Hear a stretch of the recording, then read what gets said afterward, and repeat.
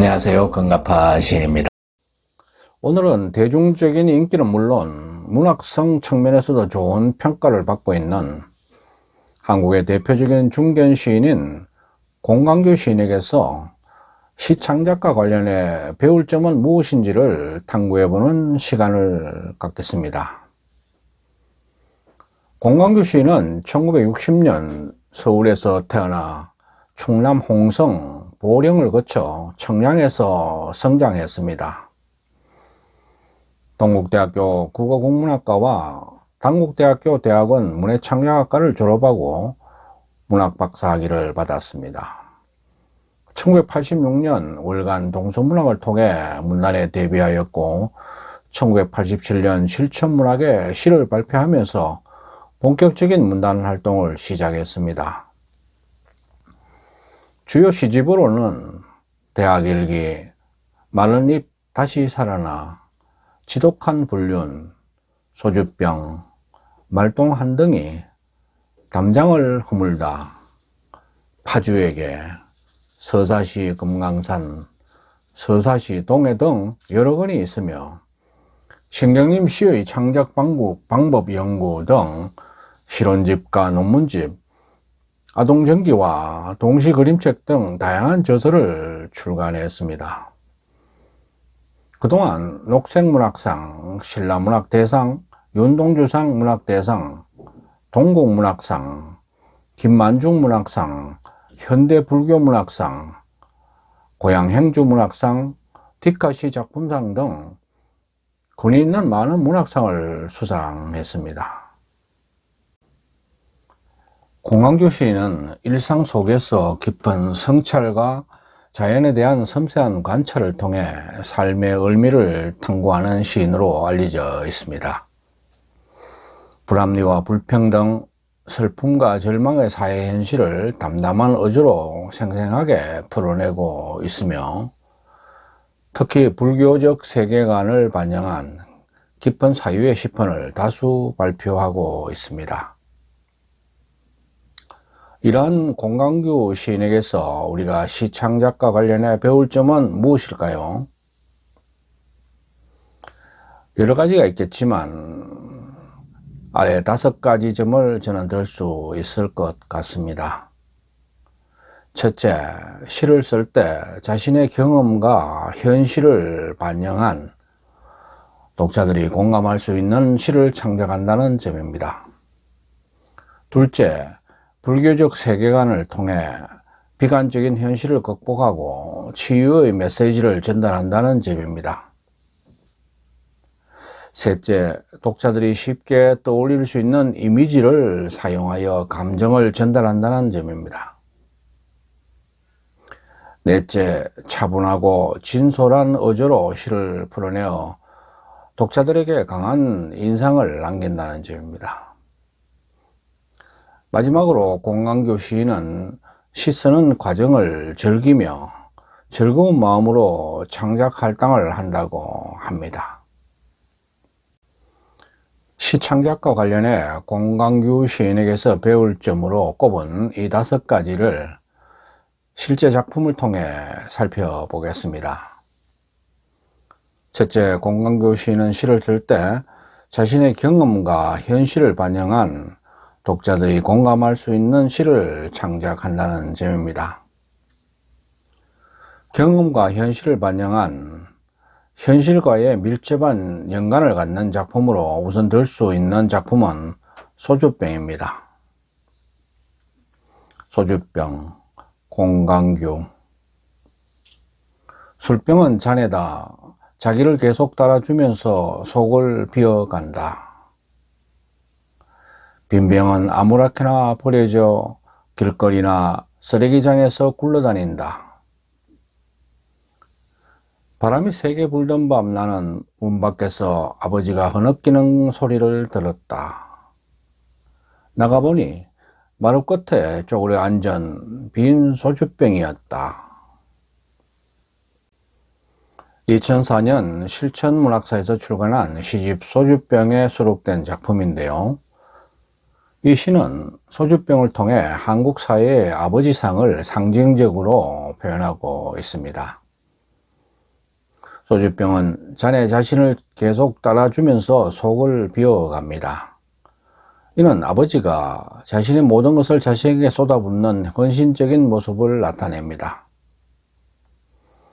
결국 빈병이 되어 아무렇게나 버려지는 소주병은 헌신을 한 후 쓸모없어져 버리는 아버지의 모습을 상징합니다. 특히 바람이 세게 불던 밤에 문 밖에서 아버지가 흐느끼는 소리를 들었다는 구절은 아버지의 고독과 슬픔을 표현합니다.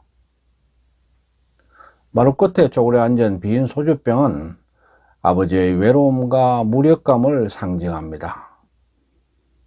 이 시는 현대 사회에서 부모와 자식 간의 관계, 특히 아버지의 희생과 헌신을 적나라하게 드러내며 그들의 고통과 외로움을 현실적으로 반영하고 있습니다. 공강규 시는 이렇게 일상에서 흔히 볼 수 있는 소주병을 통해 이러한 의미 깊은 의미를 전달하는 데 성공하고 있습니다. 이 시를 통해 우리는 부모님의 헌신과 그로 인한 고독을 다시 한번 생각해 보게 됩니다.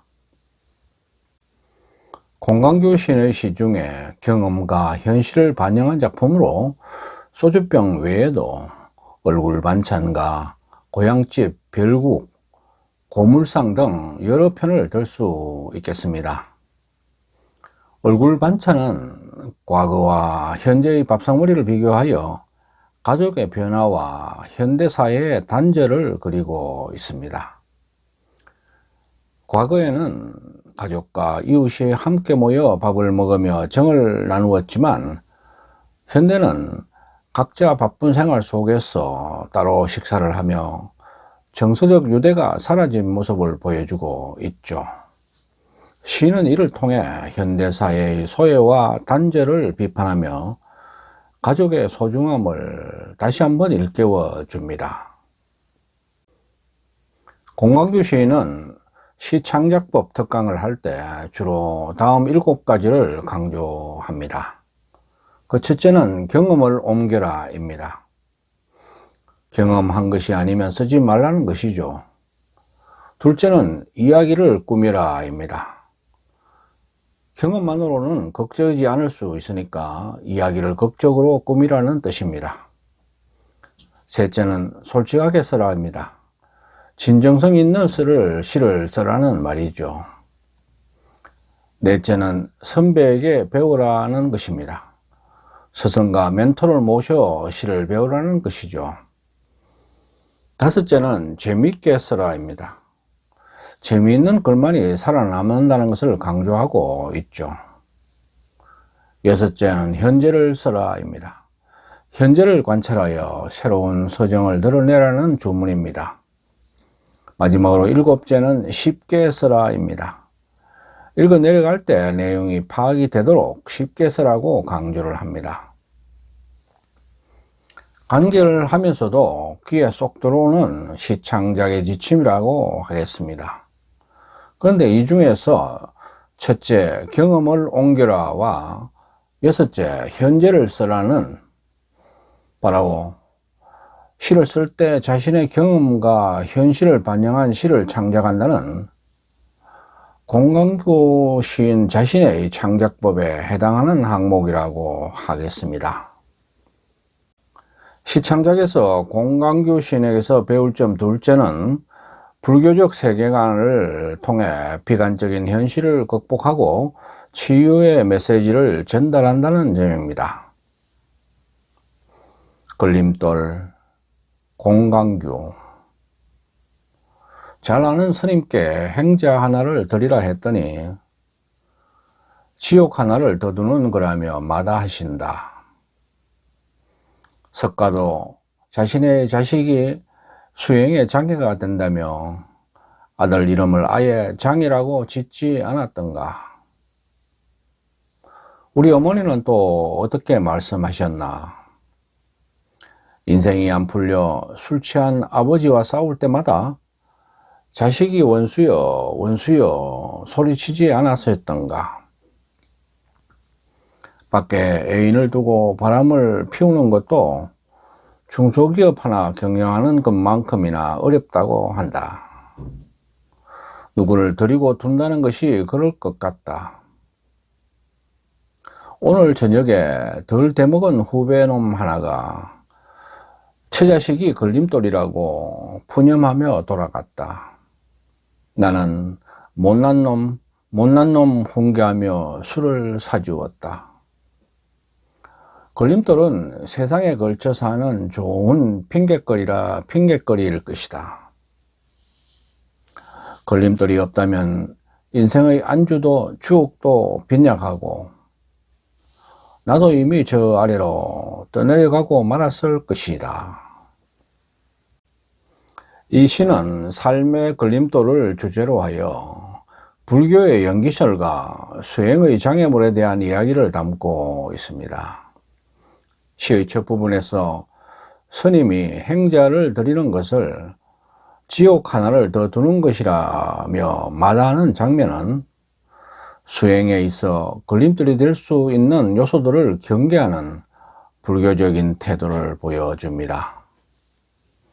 석가모니가 자신의 아들 이름을 장애라고 지은 것도 수행에 방해가 되는 요소를 상징적으로 표현한 것이죠. 또한 시에서 어머니가 자식이 원수여라고 외치는 부분은 가족관계에서 오는 갈등과 고통을 나타내며 이는 불교에서 말하는 인연과 업보의 복잡한 얽힘을 상기시킵니다. 이러한 걸림돌들은 삶의 일부로서 이를 통해 우리는 성장하고 깨달음을 얻을 수 있죠. 시의 마지막 부분에서 걸림돌이 없다면 인생의 안주도 추억도 빈약할 것이라는 표현은 불교에서 고통과 장애물이 오히려 깨달음의 기회가 될 수 있음을 시사합니다. 걸림돌은 우리 삶을 역동적으로 만들고 이를 통해 우리는 더 깊은 이해와 성장을 이룰 수가 있는 것입니다. 이 시는 불교적 세계관을 통해 삶의 걸림돌들을 긍정적으로 받아들이고 이를 통해 성장하는 과정을 잘 보여주고 있습니다. 공강규 시인의 시적 세계는 이렇게 일상 속에서 깨달음을 얻고 현실에 대한 날카로운 비판과 풍자를 통해 독자에게 깊은 공감을 불러일으킵니다. 걸림돌 시편 외에도 불교적 세계관을 담고 있는 시편으로는 무량사 한 채, 돼지 밥그릇에 등 적지가 않습니다. 무량사 한 채 시편은 일상 속에서 불교적 세계관을 담고 있는 시편입니다. 무량사는 불교의 사찰을 의미하며 시인은 이를 통해 일상과 사랑을 불교적 관점에서 바라봅니다. 아내와의 대화를 통해 무한한 사랑을 표현하며 일상 속에서 느끼는 작은 순간들을 불교적 깨달음으로 성화시키고 있습니다. 돼지 밥그릇에는 돼지의 삶을 통해 인간의 삶을 비유적으로 그리고 있으며 불교적 깨달음을 담고 있습니다. 돼지가 죽는 순간에야 하늘을 처음 본다는 내용은 인간이 일상 속에서 깨닫지 못하는 진리를 죽음의 순간에야 깨닫게 된다는 불교적 사상을 반영하고 있습니다. 이들 작품들은 바로 공강규 시인의 불교적 세계관을 잘 보여주는 그런 작품의 사례라고 하겠습니다. 시창작에서 공강규 시인에게서 배울 점 셋째는 독자들이 쉽게 떠올릴 수 있는 이미지를 사용하여 감정을 전달한다는 점입니다. 공강규의 시 별국은 어머니와의 추억을 바탕으로 한 작품으로 이미지와 상징을 통해 깊은 감정을 표현하고 있습니다. 별국, 공강규. 가난한 어머니는 항상 멀떡국을 끓이셨다. 학교에서 돌아온 나를 손님처럼 마루에 앉히시고 흰 사기 그릇이 앉아있는 밥상을 조심조심 들고 부엌에서 나오셨다.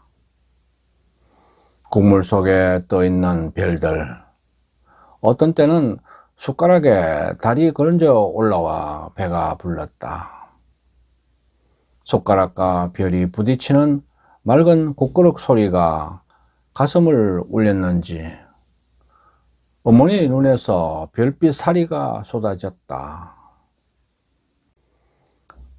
멀떡국은 건더기가 없는 국으로 충청도 방언입니다. 시에서 국물 속에 떠있는 별들과 숟가락에 달이 건져 올라와 라는 표현은 독자에게 시각적 이미지를 강하게 전달합니다. 이러한 이미지는 독자가 시 속의 장면을 생생하게 상상할 수 있게 하죠.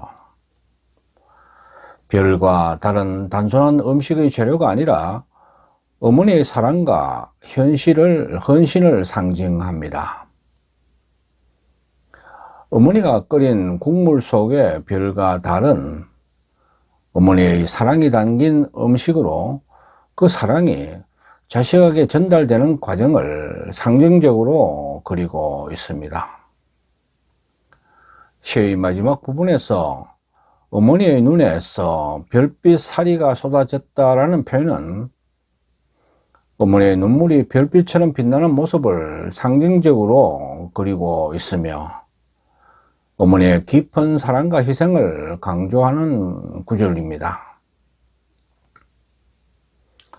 공강규 시인의 별국은 이러한 이미지와 상징을 통해 독자에게 감동을 주는 작품입니다. 별국 시편 외에도 이미지와 상징을 활용한 창작 사례로 몸빼바지 무늬와 수련입 초등학생 등의 시편을 들 수 있겠습니다. 몸빼바지 무늬 시편은 남산 예장동에서 회의를 마치고 충무로로 내려가던 중 국화분에 담긴 소국을 보고 영감을 얻은 작품입니다. 시인은 소국의 질서 있는 배를 어머니의 몸빼바지 무늬에 비유하여 표현하고 있습니다. 이 시는 소국의 이미지와 어머니의 몸빼바지 무늬를 상징적으로 연결하여 독자에게 강한 시각적 인상을 남기는 작품입니다. 수련입 초등학생 시편은 대구 경북대학교 교정 연못에서 수련잎을 보고 영감을 받아 창작한 작품입니다. 시인은 수련잎이 수면에 펼쳐진 모습을 초등학생들이 수업을 마치고 교문을 빠져나오는 모습에 비유해 그리고 있습니다. 수련잎의 이미지와 초등학생들의 모습을 상징적으로 연결하여 독자에게 생동감 있는 장면을 전달하고 있죠. 이들 시편들은 공강규 시인이 일상에서 발견한 이미지를 상징적으로 변환하여 창작한 사례로 독자에게 깊은 인상을 주고 있습니다. 이들 작품들은 또한 시인의 독창적인 상상력과 뛰어난 관찰력을 보여주는 사례이기도 하겠습니다. 시창작 관련 공강규 시인에게서 배울 점 넷째는 차분하고 진솔한 어조로 독자에게 깊은 인상을 남긴다는 점입니다. 차분하고 진솔한 어조가 돋보이는 작품으로는 엄마의 저녁을 들 수 있겠습니다. 엄마의 저녁, 공강규. 요즘 깍두기 모서리가 삐뚤빼뚤하고 오이 무침 두께가 들쑥날쑥합니다. 어제는 양파를 썰다가 손을 베었는데 손끝이 아니라 가슴이 아렸답니다. 오늘 저녁에는 묵은 무를 썰다가 구멍이 숭숭한 내 몸을 보았습니다. 저녁 밥상에 국그릇을 올리는데 남편이 또 반찬 투정을 하더군요. 바람든 것들은 못 써. 맛없으니 버려. 화들짝 놀란 나는 국을 발등에 쏟았지요. 넘지 못할 곳을 넘어 다니다 보니 손발이 이렇게 험해지나 봅니다. 화장대 앞에서 연고를 바르다가 문득 집을 나갔던 엄마를 생각하였습니다. 도마 소리가 유난히 엇박자 불협함이었던 제 나이쯤이었을 때 엄마의 저녁을, 이 시는 일상적인 저녁 식사 준비 과정에서 느끼는 엄마의 고단함과 그 속에서 떠오르는 엄마에 대한 기억을 담고 있습니다. 시인은 깍두기와 오이 무침 같은 소소한 음식 준비를 통해 엄마의 일상적인 수고를 묘사하며 그 과정에서 느끼는 감정들을 진솔하게 표현합니다. 특히 손끝이 아니라 가슴이 아렸다는 표현은 단순한 신체적 고통을 넘어선 감정적 아픔을 나타내며, 구멍이 숭숭한 내 몸은 육체적 피로와 함께 마음의 상처를 상징합니다. 남편의 반찬 투정과 국을 쏟는 장면은 일상 속에서 겪는 작은 갈등과 실수를 보여주며 이를 통해 엄마의 고단한 삶을 더욱 실감나게 전달합니다. 마지막 부분에서 엄마를 떠올리는 장면은 시인의 어린 시절에 대한 기억과 현재 자신을 연결하여 세대를 넘어 이어지는 가족의 사랑과 희생을 조명합니다. 이 시는 이렇게 차분한 어조로 일상의 소소한 순간들을 진솔하게 그려내어 독자에게 깊은 공감을 불러일으킵니다. 우리는 이 시를 통해 공강교 시인의 섬세한 감정 표현과 일상 속에서 발견하는 진솔한 아름다움을 느낄 수 있습니다. 시인의 섬세한 감정 표현과 일상 속에서 발견하는 진솔한 아름다움을 잘 보여주는 또 다른 시편으로는 파혼을 들 수 있습니다. 파혼, 공강교. 작년엔 홍매 아래서 붉은 얼굴이 다정했고요. 올해는 청매가 화환해 흰 이마가 아름다웠어요. 봄바람에 매화 흩날리기 전 당신을 파혼시키려 가겠습니다. 이런 일도 먼 후일엔 매화나무 가지 사이로 지나는 한 점 눈발이겠죠. 파혼 시편은 사랑과 이별의 감정을 매화나무와 눈발에 비유하여 차분하게 표현하고 있습니다. 작년에는 붉은 매화나무 아래에서 사랑이 깊어졌고, 올해는 흰 매화나무 아래서 이별을 결심하게 됩니다. 시인은 매화나무의 변화를 통해 사랑의 변화를 차분하게 받아들이고 있습니다. 봄바람에 매화 흩날리기 전이라는 구절은 이별의 순간이 다가오고 있음을 암시하며 그 순간을 담담하게 받아들이는 시인의 마음을 보여줍니다. 당신을 파혼시키려 가겠습니다 라는 구절은 이별을 결심한 시인의 의지를 나타내지만 그 의도는 무척 차분하고 담담합니다.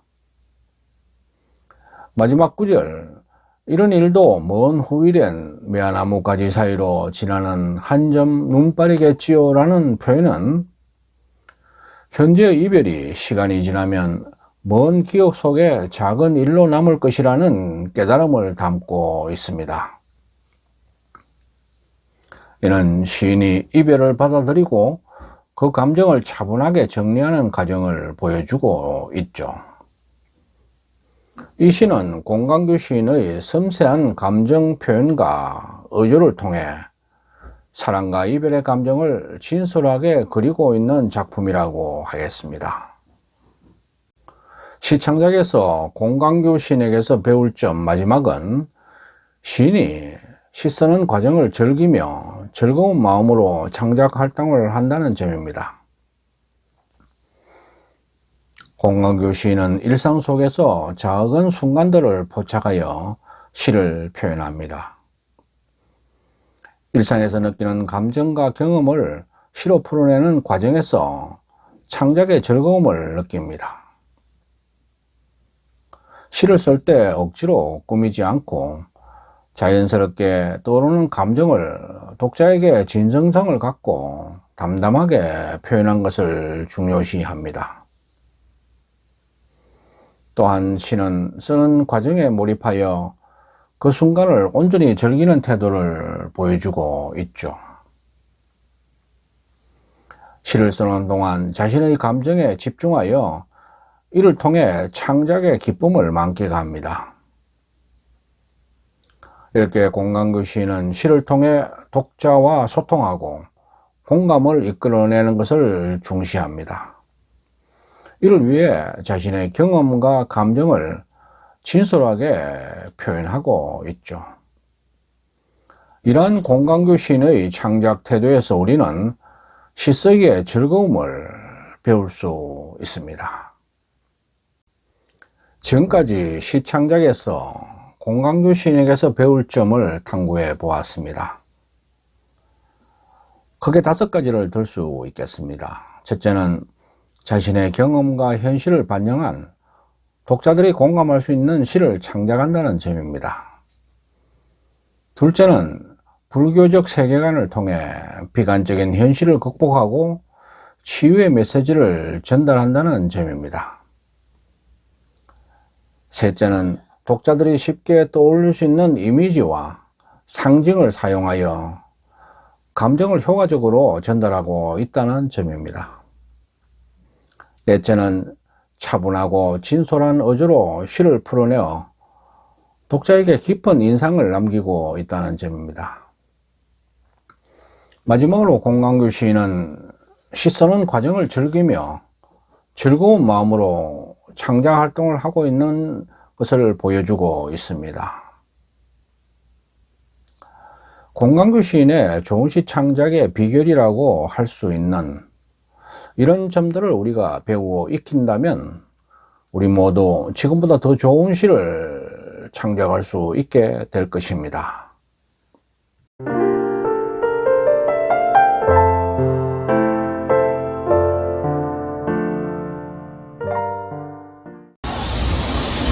아직까지 금가파TV를 구독하지 않으신 분은 지금 바로 붉은색 구독 버튼과 좋아요, 엄지척, 그리고 종 모양의 알람 설정을 해주시면 감사하겠습니다. 끝까지 시청해 주셔서 고맙습니다.